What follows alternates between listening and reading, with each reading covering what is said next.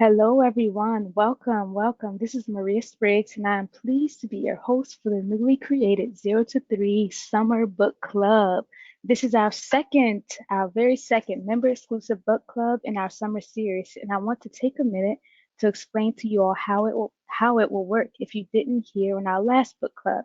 So first, I'll make some introductions, and then after the hellos, we'll give you all a chance to make a comment or ask the author a question. So, right now, you can begin to think of a passage, a chapter, or idea, or example from the book that you'd like to ask a question about or comment on.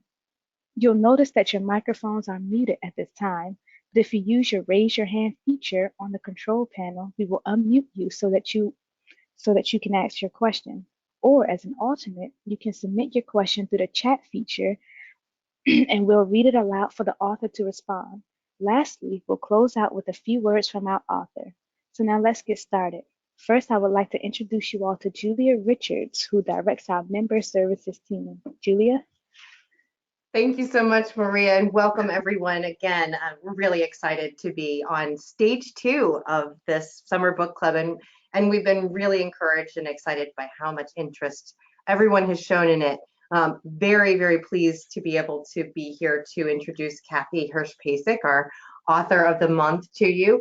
And before I do that, though, let me just remind folks that we're really eager for this book club to be an opportunity, not just for you to talk to Kathy, but for you to share ideas and really think together and hopefully begin conversation rather than begin and end it here. So I hope that the folks that are a part of this conversation here and on the Member Connect platform are really able to continue talking about some of the things that get raised or interests that get awakened by this conversation.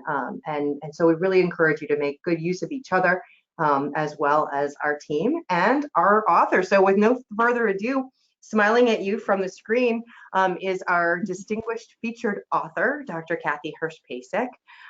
Dr. Hirsch Pasek is the Stanley and Deborah Lefkowitz Faculty Fellow at the Department of Psychology at Temple University and a Senior Fellow at the Brookings Institution.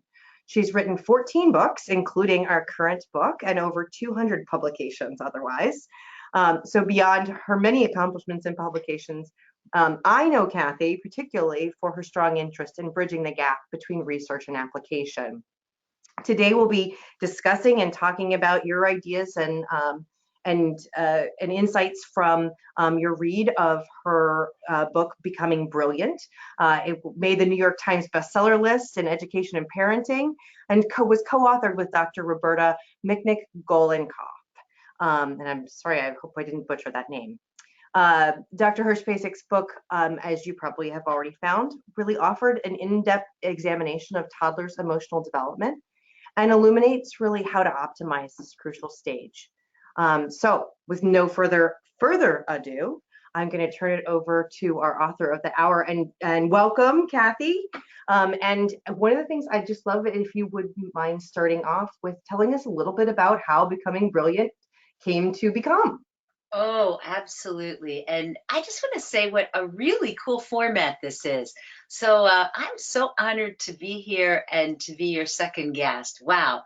So thank you all for launching this with me. Well, the idea came really from a conference I was at about 10 years ago, where I realized that for some reason, what is going on in classrooms and child care centers and even in our homes is really different when we think about what we do with kids than what we write about in lab-based studies and write about children from the science of learning perspective. And I wondered, how in the world did that gulf happen and how can we bring these back together? So there are many, many things out there that parents are being, I would say, barraged by. I always talk about the so-called educational apps. And there are at this point, I mean, really hundreds of thousands of so-called educational apps for young children, even for babies. Most recently, I even saw one that supposedly does toilet training. I can't wait to see how that works. But my point is that we are barraged by this information, by these products, by things like your baby can read, to which the science clearly says, no, she cannot. So what does it really mean to be brilliant? And how can we as parents, as caregivers, as teachers, help every child thrive and be the best that he or she can be? Wow, thank you so much for that very brief synopsis of of the content that you have in your book, Kathy. We're very grateful for that. But we like to move into what our guests have to say and what questions they have about your book. So Absolutely. we're gonna go ahead, Kathy. I said, absolutely.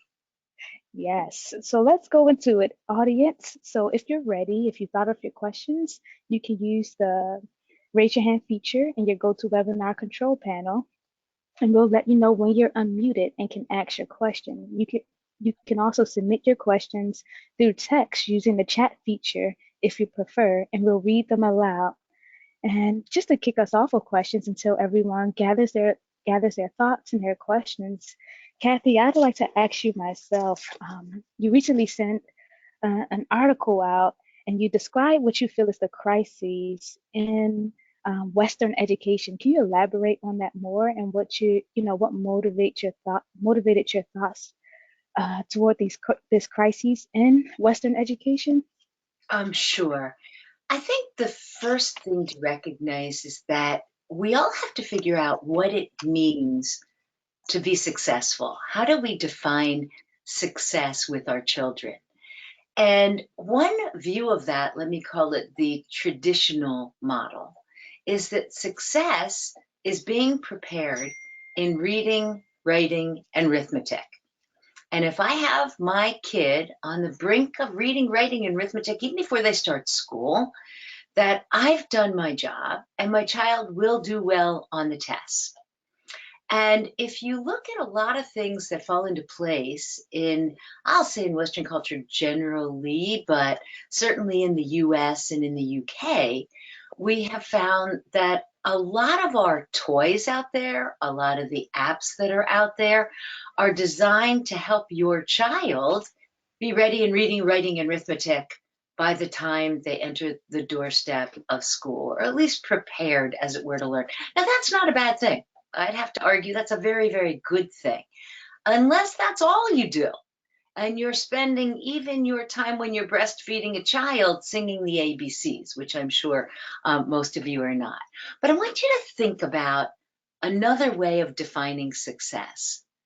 Maybe we all want to raise our children to be happy, healthy, thinking, notice the thinking is there, caring, and social people, so that they become the collaborative, creative, competent, and responsible citizens of tomorrow. Now, look what I did. I took that need and desire to have reading, writing, and arithmetic, and I expanded it to a breadth of skills that we really want to have for young children, for our children, so that they will be successful in a 21st century global economy. Now, our schools are still stuck in the narrow view of what it means to be successful. And while that will accomplish some things, we're more and more learning that what I often refer to as the dispenser model of preschool, or the dispenser model of formal schooling, is not the way kids learn. What do I mean by dispenser model? It means all-knowing teacher standing at the front of the room, dispensing knowledge onto the empty minds of the children who sit before her, often in rows or in groups of desks. It's just not the way learning happens. And the science of learning, which is kind of an amalgamation of psychology and education, computer science and linguistics, and many other fields, which have all converged to ask, how does a child learn? Well, we have a quite different view from the data, from the evidence about what helps brains grow. And it's not the dispenser model. It turns out it's more about an active learner who is engaged, who's active, engaged, learning things that are meaningful to him or her, and often is learning in a socially interactive environment. So how then do we move from this dispenser model that's more about dumping information to a model where we have active learners who can then go from cradle to career because they learn how to learn, not just how to memorize? That, I think, is the key. Talking about breadth and talking about, in that breadth, asking how we move from passive to knowledge creators. Thank you so much, Kathy. It speaks so much towards your book and makes me think of, the 6 C's that you and Roberta describe in the book.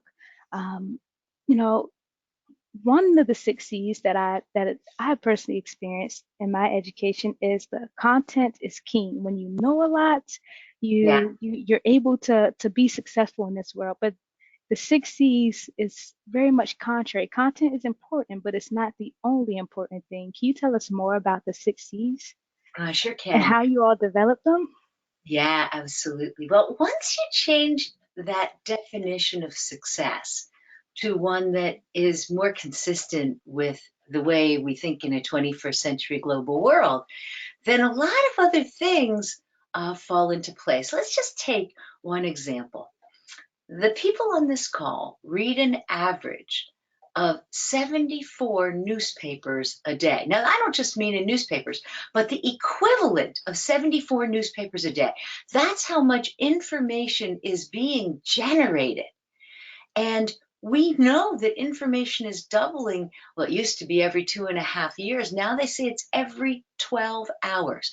That is all the information that we have had into the world up to this point will be recreated or doubled in the next 12 hours. Wow. What that means is that if your content is king, then even if you learned all the content that there is in the next hour or the next day or this school year, you can see that you will be woefully far behind by the time the next school year comes around. So how do we break that? How do we help kids learn to learn as well as learning enough information, enough about reading, writing, and arithmetic to be highly successful? So we went back to the scientific literature and we asked, could there be clues there? Are there any places of consensus where scientists tend to absolutely agree on what the important suite of skills would be to meet that new definition of success? And we found out that indeed there were. For one, we start with collaboration. Knowing how to get along with other people is absolutely critical in the world we live in today. I mean, if you go and have an X-ray, it will probably be sent to India to process, or to Israel to process, or to Australia, where they're up when we sleep. So many things are happening 24/7 in a more global context. We live in communities. We have to learn how to compromise and negotiate, something I think our government could learn very, very well: collaboration. And it turns out the collaboration means that if we did it all on our own, we would not be wildly successful. But if we learn to act together in a collaborative, community-based way, we are going to be successful. And here's the cherry on top. It turns out that the human brain first learns through social relationships. It learns in a socially mediated way. And that's the one thing we have over the chimps, is that we're better at social interactions and at learning within social interactions. Now, built on those social interactions, the second C is communication. Now, communication relies on collaboration, but it's learning how to talk and to have a rich breadth of meanings in the language that you use. Also, how to listen, because it turns out that in a Facebook world, we spend a lot of time blabbing about what we had for breakfast, but not as much time listening to others. Built on collaboration and communication is content. It turns out that language is the single best predictor of later reading, writing, math, and social skills. So if we have that as a base and we add to it those amazing executive function skills of attention, flexibility, memory, and impulse control, then we've learned how to learn. And we've learned to also expand what we learn from beyond reading, writing, and arithmetic to include social studies and science. We now have collaboration, communication, and content. But oh my, there's so much content. We must become good critical thinkers so that we can navigate deftly through that content. And we learn that by having enough content. And on top of that, creative innovation, so we can use our information in new ways. And finally, the confidence to give it all a whirl, that growth mindset, the I can do it. And even if I fail, failure is teaching me something, as Edison wisely said. And let's use failures to our benefit, because that creates the all-important persistence or grit. Those 6 C's are scientifically based. They're things that are malleable, that we can help change for our children as we move them to higher and higher levels. And they're things that are measurable. And we've created a one-page grid with those 6 C's that caregivers, parents can use to say, where am I on these? How am I as a collaborator? How am I as a communicator? What does my home look like to give opportunities for children so they can be better communicators? And what are my children like? And how do I put these 3 pieces of the recipe together to help every child, reach his or her best self? Thank you so much for elaborating a little more for us, Kathy. And I think it really does come down to how we define success. Right. And I think we have a good follow-up question from one of our members in the audience. And I think it goes to just how we relate to different experiences and how parents were raised and how children are raised in these times. And the question comes from Miss Stephanie Simmons. Uh-huh. And her question is, if parents who seem to have higher standards and didn't struggle in school, but their children seem to be struggling, to which they don't relate, what advice would you give them? Well, it's a great question, Stephanie. And you always have to start where your child is. Because if we just get upset with them, then they're going to end up having not so good an opinion about what it means to struggle hard and to learn and to work for success. So we start where they're at. We let them know that other people also have these same struggles. Even though mom was a champ and didn't have any struggles, a lot of people do. And your child's not really any different from many. And then you say, how can I help? Understand the learning goal that you're after, and see if you can use some of the wonderful knowledge that you had that made it so easy for you to help your child get on the road to learning. Yes, thank you so much, Kathy. And it's important that we do start where our kids are and then also embrace the different ways of learning. So thank you Right. very much. I'm I going to did. jump in. It's Julia. Sorry, I'm kind of insinuating myself here into the conversation. Go But for it. I'm kind of curious in sort of thinking about the science behind this. I mean, I know that you really come at this from a really research-based perspective. And so curious about what you think, how parents think about and might use research, and how we kind of distill it.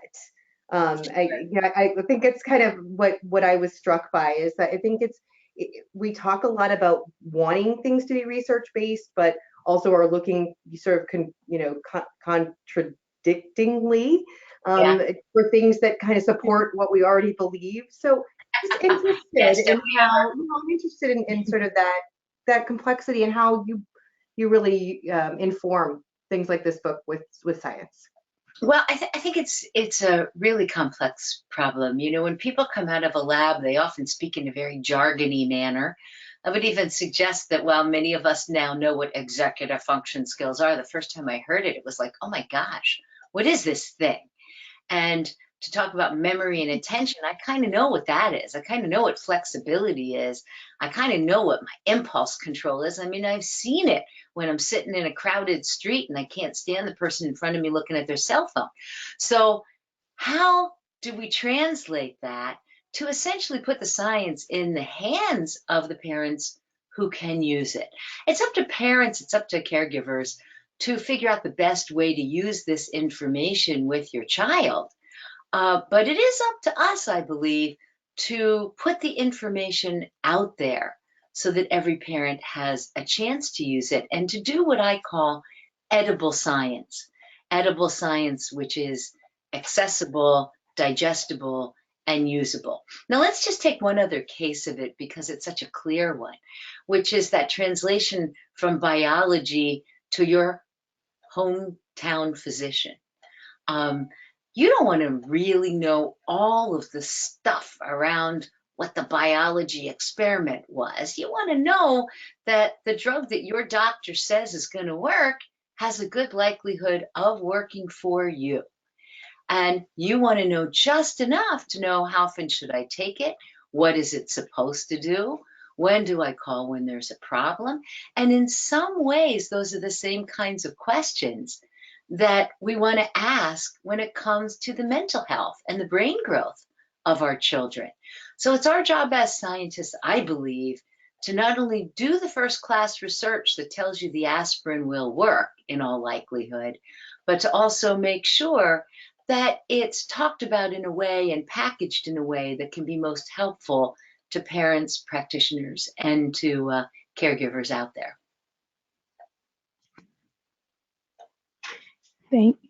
Thank you so much, Kathy, for elaborating more. Thank you, Julia, for your question. I do want to remind all participants that you have two ways you can ask questions. You can enter a question in our question box, or you can use the raise your hand feature in your GoToWebinar, and we'll be sure to unmute you so you can ask your question out loud. Earlier, today we referenced an article that Kathy recently participated in, and it was, Mark wanted to know where that article can be found. And don't worry, Mark, we'll be sure to send it to you, a link to it, but it was from the npr.org website. Right. Moving right along, Kathy, we have another question from the audience, and this question is from Sandy. Sandy says, hello, Kathy. I'm an assistant professor of early childhood at Northwest Missouri State University. We have a laboratory school at Northwest and take students at Reggio Emilia to understand firsthand the Reggio approach. If I'm saying this right, I hope I am. Right, you are. You got it. Awesome. In the Creative Innovation chapter, you asked the question, can creativity be taught? In our educational times of assessments, teachers have little freedom to work outside the box. What advice would you give beginning teachers as they begin their first teaching job where they may be required to adhere to a strict curriculum? Oh my gosh, it's such a good question, and thank you so much for asking it. With every serious curriculum that's out there, there is at least a pinch, just a pinch sometimes, of wiggle room. And as long as we're teaching the children what they need to know and they do well on the tests, sometimes we can get even a little bit more wiggle room. But for starting teachers, my advice starts by saying, develop a relationship with the children. Collaboration is the most important thing. And if you have a good relationship with the children, they're going to be more open, motivated, and attentive in wanting to learn from you. The second is to think of learning more broadly through the lens of the 6 C's and to understand how content fits within that, not as something separate. The third is, and I'll do this by example, learn what goes behind the curriculum, not just to execute the curriculum. I have so much faith in teachers. Teachers are themselves creators, and you know that if you teach in a Reggio Emilia format. Kids learn so darn much in these formats. It's kind of unbelievable. And that's because the teachers are as creative as the kids are. But if we don't understand well enough what goes behind the curriculum, it's very hard to modify when we need to. So let me give you an example. For any first grade or kindergarten reading program that we have, about 80% of the children will succeed, and about 20% won't do so well in that curriculum. And if you used another curriculum, you'd find out 80% would succeed and another 20% might not do so well in that curriculum. But if you understood what went behind it, you would find multiple pathways to help that 20% succeed. If all you're doing is hammering in what you're told, then you're really kind of like a teacher robot instead of the brilliance that teachers really have. So I would suggest knowing what's behind it is a really big deal, looking at how content fits within the fuller picture, making sure you develop relationships. And I can't bear leaving this question without addressing your question on creativity with something I saw in a school in San Francisco. They started each day by sitting around in a big circle, and somebody came into the middle of the circle with some object. That day it happened to be a wok. And they put the wok upside down in the middle of the circle, and they said, "This is not a wok." And when they did that, the children then pumped up one by one. One kid came and put the wok on her head, even though it looked like a pan on her head. She said she was going to Mars. And so this was really a space helmet. A second one sat in the wok in the middle of that room and said he was going to go sledding. And what have we really taught? We haven't really taught the particulars of what can happen with a wok or a cup or a glass. We've taught that it's okay to dream about possibilities. And part of creativity is the creative process. It's about allowing yourself to color outside those lines. Reggio does that as a matter of practice, but we all need to do that a little bit more. Wow, thank you so much. Your reply to this question makes me think of the very beginning of your book and how you describe different models from different countries and how they're doing education differently. Can you tell us the importance of looking at different approaches from all types of country, whether they're considered third world or second world, no matter what they're classified as? Can you just tell us the importance of looking at different models? And how it can influence our education today? Well, I think we all grow when we see different ways of doing just about anything that we do. That's why we bother to have cooking classes, you know? We're learning a different way to make that mac and cheese, and sometimes it's a better way. It also expands our vision of what can be. And I think that's really important. We went to more scripted kinds of learning, at least in our formal schooling, when we encountered No Child Left Behind in 2001, so about 20 years ago. And it became so singularly focused on rather narrow outcome variables that we lost our understanding of what might be going on in other schools where they start with this collaboration and in other countries. But in Italy, where Reggio Emilia was born and it's traveled all around the world, Montessori is another one that's traveled all around the world and started again in Italy. We see different ways to help children learn. In Reggio Emilia, it's about exploration. You can stay on a topic like shadows for a very long time, and you're learning physics when you're there, and you're learning light patterns, and you can learn a little bit about math, and you can learn a little bit about stories that use shadows like Peter Pan. And notice how around that theme you can coalesce all of the 6 C's. If I travel to Montessori, I see brilliant teaching pieces that have been worked in to some of the actual elements that they put into the classroom. whether it's building with blocks that are all one color, so that you can't say put the red one on top of the blue one. You have to talk about rotation and spatial kinds of terms on top of, under, around, through, and next to. If you look at these different perspectives, you see richness everywhere. Now, when we go to country differences, we do see very interesting patterns going on right now. In Finland, where they recognize that children are the greatest natural resource, they started to respect teachers more, pay teachers more, and to have slightly more active learning models. If we go to China, which used to have a very rigid script base, it's amazing that that's the same place where the Angie schools are taking flight. And China has changed its educational mission statement from the government to include now innovation and creativity, something that one would be shocked about just a few years ago. When I was in Singapore and I saw the new mission statement by the government that came out with creativity and collaboration all as a part of it, and playful learning was even written in, I thought, oh my gosh, what's happening here? And they said, we have to look to the changes going on in China. We have to look to the West and see what's going on in India. And we realize that if we don't keep up and look at the various pathways to learning and what the science says about learning, then our kids will be left in the dust.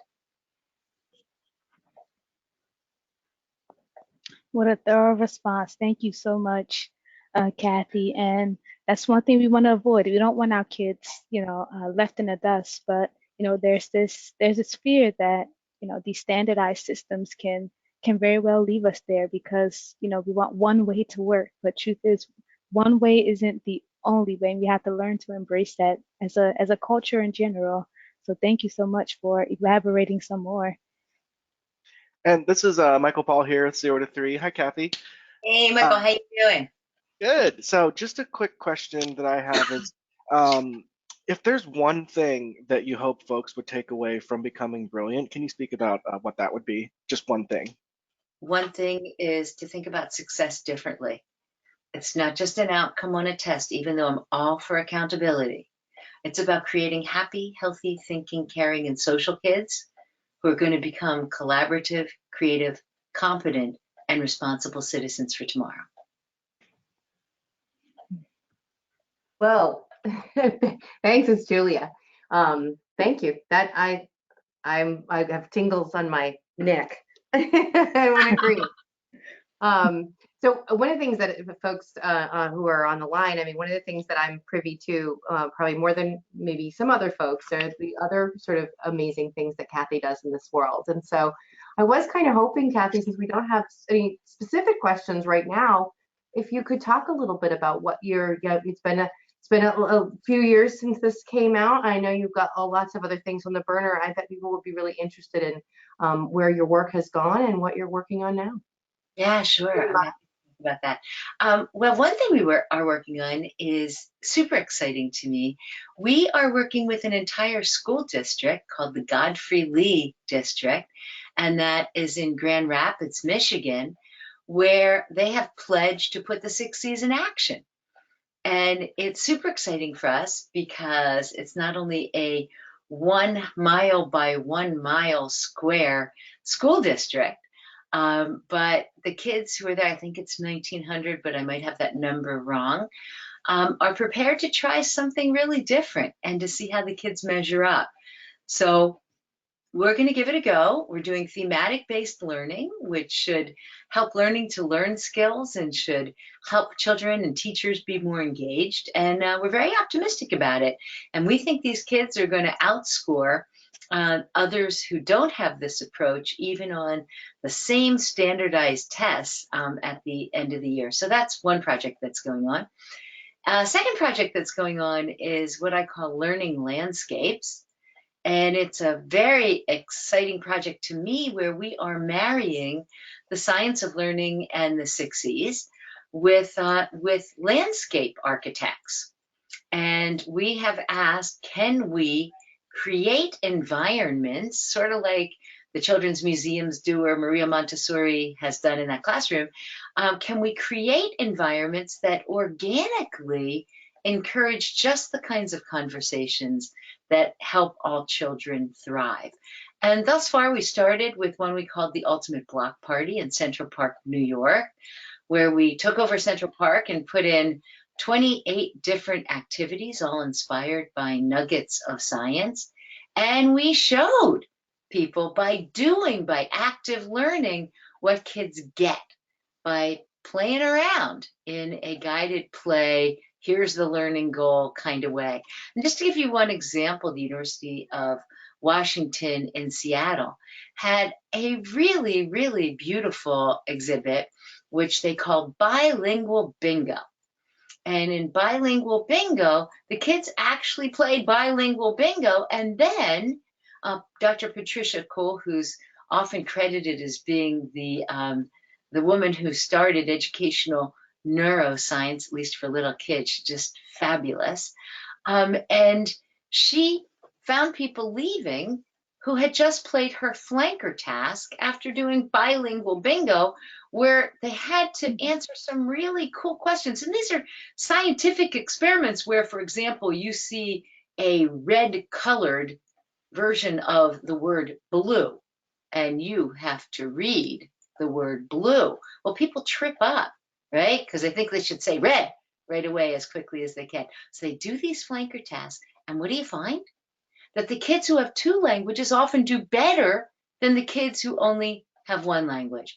And I remember the moment when one mother holding the hand of her child, and in her other hand, she is holding our flyer in Spanish to say, come to the Ultimate Block Party, Central Park, standing as straight as anyone ever stood. And she looked at Pat, she looked at me, and she said, until today, I never knew that having two languages was a good thing. So that was the Ultimate Block Party. We had over 50,000 people came to Central Park that day to experience active learning in the form of playful learning. And so we decided, wow, we were empowered. We thought with learning landscapes, we could put signs in grocery stores where people go. And what would happen if we prompted conversation in the signs? Oh, these were silly signs. The whole cost was $60. And one had a big cow on it and said, milk comes from a cow. What else do you get from that cow? And you could hear the parents and children talking about cottage cheese and yogurt. And all of a sudden, the supermarket was a place to have conversations. We got a 33% bump in conversations when the signs were up than when the signs were down. Oh, emboldened even further, we thought, well, learning landscapes, why don't we build a bus stop? I mean, people wait at bus stops. So we've now converted a bus stop in Philadelphia, 20% hike in using that kind of STEM language, which is science, technology, engineering, and mathematics, and also executive function skills of attention, flexibility, and impulse control. And now there's a bus stop in a low-income area of Philly, which is generating these kinds of responses. And finally, we did a life-size human board game that we call Parkopolis, designed to help kids do STEM learning. And here, we even changed the dice. And now the dice have 1 to 6 on them, but they also have a quarter, a half, 3/4, and a whole. So kids can move 6.5 spaces and add that to 3.25 spaces next time round. So there are many things you can do if you just think broadly about how to put learning back in the community. And Learning Landscapes is one of the projects I've been working on to do just that. Beautiful. Thank you so much, Kathy. I'm not seeing many more questions from the audience, so I'll go for it and ask you, and I'll ask the audience to get their pens and pads ready, because the next question I ask can, help us continue to grow in the field and, embracing the 6 C's. And what I want to ask you is, do you have any recommendations on books that have meant the most to you in your career and that you would recommend us to read? What a great question. I would have to say Scientist in the Crib, I think, is a really good book. There's some wonderful books just on toddler learning, and I'm trying to think what I really love. Tova Klein's book on toddlers is a really, really good one. I'm forgetting the folks who wrote some of the baby books, but there's some beautiful baby books out there that I've really thoroughly enjoyed. And I think just sort of reading about those books that bring the science to life are really fun books because you want to see how it's used. And then you want to dream and say, if I only notice this, how can I use it in my home? How can I use it in my classroom? How can I use it in my community?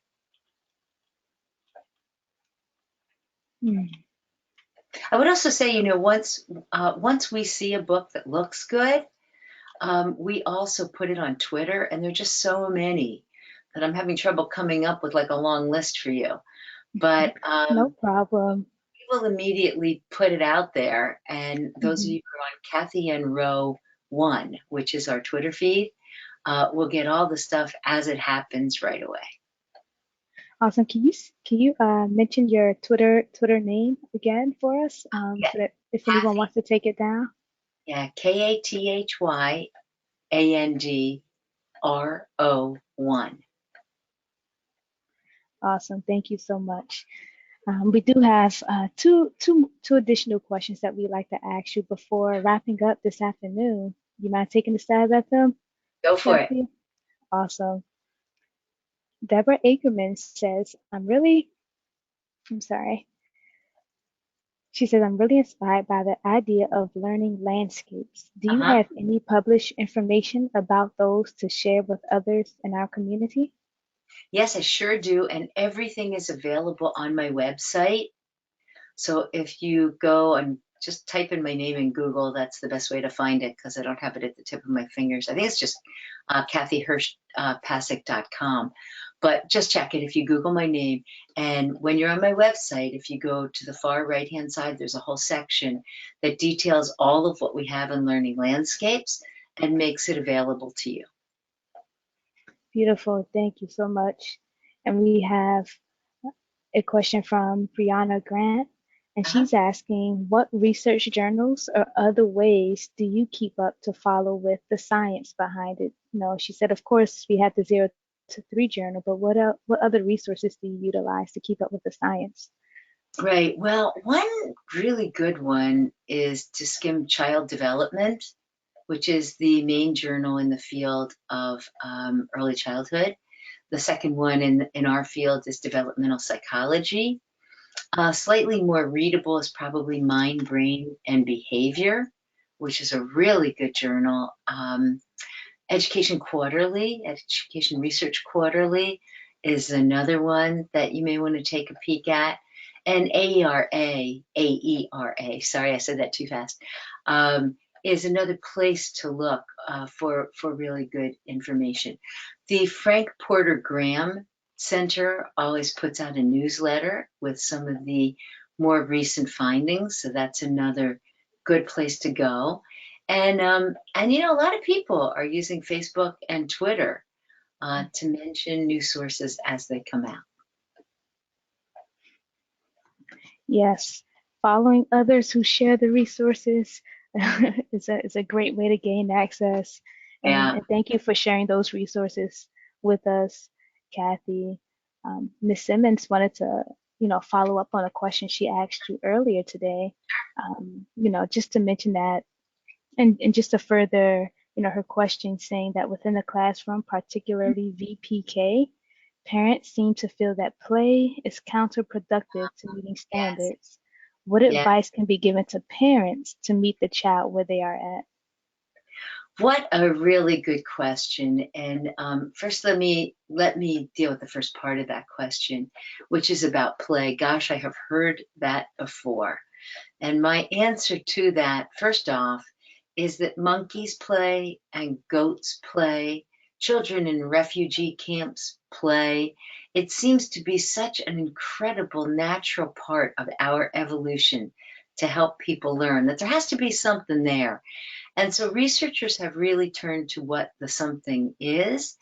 And many of us are finding that a particular kind of play, even if you have learning goals, particular kind of play, from free play, which is open-ended, is child-initiated and child-directed, to guided play, which is usually adult-initiated, like in a Montessori classroom, but child-directed, to playing games, which I guess is a little bit more adult initiated, and then the kid goes through with their slightly stricter rules, to up to direct instruction. So you might ask, how does play compare with some of these direct instruction methods? And the newer research suggests that guided play, which is active learning, remember learners are active, really helps kids learn, and they do as well or better in outcome measures as they do in direct instruction. So I think of it as a spectrum of play. Free play is really good for social interactions and learning how to navigate and collaborate. But guided play might be better for learning the content stuff. Now, on how to advise parents for just relaxing a little bit and going where the child is. Well, there are different kinds of parents, and you know as well as I do, some are going to be over anxious and won't be good at that.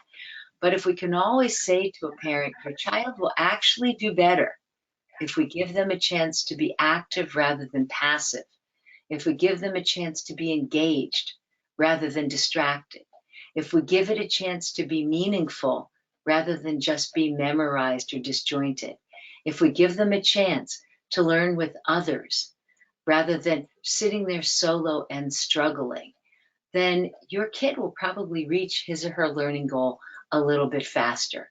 At least that's what the research tells us. Wow, Kathy, we just want to say thank you, thank you, thank you for your time and providing all of this excellent discussion around becoming brilliant. And what better way to end on the power of play? Yeah. It's showing itself to be pretty powerful. Yes. And I will give a mini advertisement that everybody should keep peeled for late August, early September, when the American Academy of Pediatrics is releasing its next statement on the value of play. So get ready, because I think people may be a little bit surprised, but I will tell you it means we have to spend more time supporting play and less time fighting it. Wow, beautiful. So keep your eyes open and your ears attuned to what is about to be produced for us. Thank you for the for the highlight, Kathy. You got it. And thank Yes, you for having me on your show. It's awesome. no, we are so grateful to have had you this afternoon and for all the insight that you gave us. And thank you to, especially thanks to everyone who joined us this afternoon, who were able to ask questions and participate and listen on with us. I'm happy also to announce that 0 to 3 will be presenting a rebroadcasting of Kathy on Thursday, August 8th at 2 p.m. So mark your calendars and be on the lookout on the 0 to 3 website for when we'll post that. If you want to hear more from Kathy, you can join us at the rebroadcasting then. We send a special thanks to you all for joining us for the second installment of the 0 to 3 Summer Book Club series, and hope that you join us next month on August 23rd, where we will cover reflective supervision and leadership. And we'll host authors Mary Claire Heffron and Trudy Murch.